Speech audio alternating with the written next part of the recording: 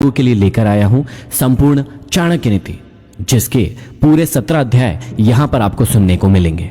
यदि आप अपने जीवन को बदलना चाहते हैं और चाहते हैं कि आपको कुछ ऐसे तरीके पता चले जिससे आप जीवन को बहुत ही अच्छे ढंग से जी सके, तो ये 17 अध्याय आप सभी के लिए बहुत ही महत्वपूर्ण हैं। तो चलिए इस चाणक्य नीति की शुरुआत करते हैं। आचार्य चाणक्य के जीवन की एक प्रारंभिक घटना से उनके चरित्र का बहुत सुंदर खुलासा होता है। एक बार वे अपने शिष्यों के साथ तक्षशिला से मगध की ओर आ रहे थे।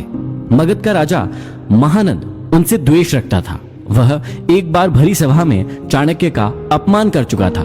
तभी से उन्होंने संकल्प लिया था कि वे मगध के सम्राट महानंद को पद से नीचे उतारकर ही अपनी शिखा में गांठ बांधेंगे। इसके लिए वे अपने सर्वाधिक प्रिय शिष्य चंद्रगुप्त को तैयार कर रहे थे। मगध पहुंचने के लिए वे सीधे मार्ग से ना जाकर एक अन्य उबड़ खाबड़ मार्ग से अपना सफर तय कर रहे थे। उस मार्ग में कांटे बहुत थे। तभी उनके पैरों में एक कांटा चुभ गया। वे क्रोध से भर उठे। तत्काल उन्होंने अपने शिष्यों से कहा, उखाड़ फेंको इन नागफनों को, एक भी शेष नहीं रहना चाहिए। उन्होंने तब उन कांटों को ही नहीं उखाड़ा, उन कांटों के वृक्षों की जड़ों में मही डाल दिया ताकि वे दोबारा न उग सके। इस प्रकार वे अपने शत्रु का समूल नाश करने पर ही विश्वास करते थे। वे दूसरों के बनाए गए मार्ग पर चलने में कभी भी विश्वास नहीं करते थे। वे अपने द्वारा बनाए गए मार्ग पर ही चलने में विश्वास करते थे। आशा करता हूँ इन अध्यायों को सुनने के बाद आप भी अपनी जिंदगी में अपने मार्ग खुद तैयार करें, अपने ऊपर विश्वास करें और अपनी जिंदगी में आगे बढ़े।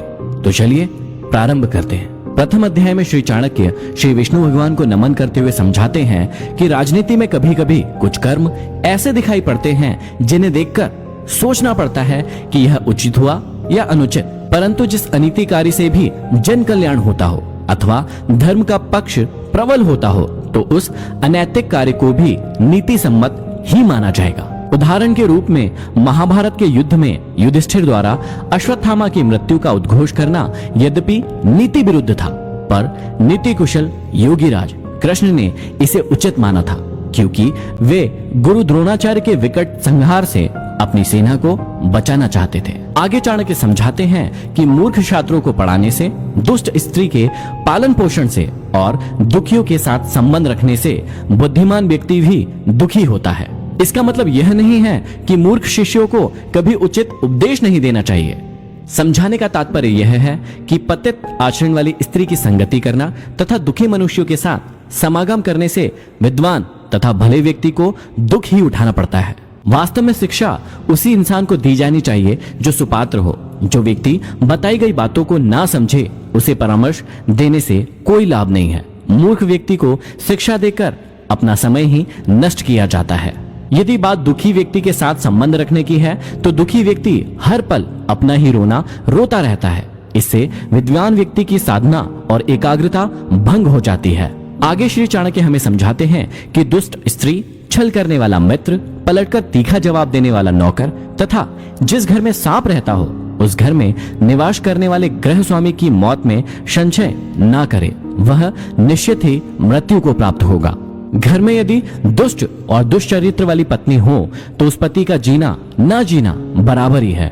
वह अपमान और लज्जा के बोझ से एक तो वैसे ही मृतक के समान है, ऊपर से उसे सदैव यह भय भी बना रहेगा कि यह स्त्री अपने स्वार्थ के लिए कहीं उसे विष न दे दे। दूसरा, यदि उस गृह स्वामी का मित्र भी दगाबाज हो, धोखा देने वाला हो, तो ऐसा मित्र आस्तीन का सांप होता है। वह कभी भी अपने स्वार्थ के लिए उस गृह स्वामी को ऐसी स्थिति में डाल सकता है जिससे उबरना उसकी सामर्थ्य से बाहर की बात होती है। तीसरा, घर में यदि नौकर बदजुबान हो, बात बात में झगड़ा करने वाला हो, पलटकर तीखा जवाब देने वाला हो, तो समझ लेना चाहिए कि ऐसा नौकर निश्चित रूप से घर के भेद जानता है, और जो घर के भेद जान लेता है वह उसी तरह से घर बार का विनाश कर सकता है जैसे विभीषण ने घर में भेद करके रावण का विनाश करा दिया था। तभी मुहावरा भी बना, घर का भेदी लंका ढाए।